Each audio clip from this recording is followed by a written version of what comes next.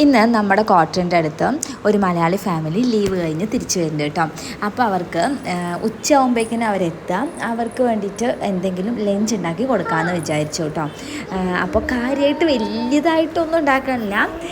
Cabbage ഉപ്പേരി ഞാൻ first ഉണ്ടാക്കി കേട്ടോ. പിന്നെ ഞാൻ വിചാരിച്ചു തേങ്ങ അരച്ചിട്ട് കുമ്പളങ്ങ മോരുകറി വെക്കണം എന്നാട്ടോ വിചാരിച്ചത്. പക്ഷേ കുമ്പളങ്ങ കിട്ടാത്തത് കൊണ്ട് ഞാൻ നാട്ടിൽ നിന്ന് കൊണ്ടുവന്ന ഈ പച്ചക്കായ കുറച്ച് ഇരിക്കണ്ടായിരുന്നു.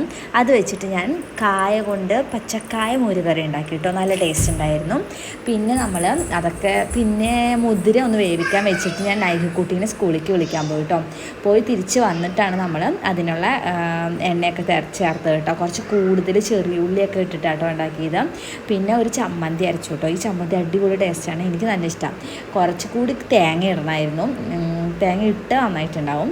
ഇത് കുഴപ്പമില്ല, നല്ല ടേസ്റ്റ് ഉണ്ട് കേട്ടോ. പിന്നെ നമ്മൾ മുട്ട പൊരിച്ചു, പപ്പടം കാച്ചി, പിന്നെ മുളക് വാർത്തതും ഉണ്ടായിരുന്നു കേട്ടോ. ഇത്രേ ഉള്ളൂ. പിന്നെ നമ്മൾ വൈകുന്നേരമായപ്പോൾ ചായ കൊടുത്തു കേട്ടോ. പിന്നെ രാത്രി ഡിന്നറിന് നമ്മൾ കൊടുത്തത് അപ്പവും ദോശയും സാമ്പാറാണ് കേട്ടോ. ഞാൻ സാമ്പാർ പെട്ടെന്ന് ഉണ്ടാക്കി. ഇന്നത്തെ സാമ്പാർ എനിക്ക് നല്ല ടേസ്റ്റ് തോന്നിയിട്ടു. അവർക്ക് എങ്ങനെ ടേസ്റ്റ് തോന്നുന്നതെന്ന് അറിയില്ല. അത്രേ ഉള്ളൂ.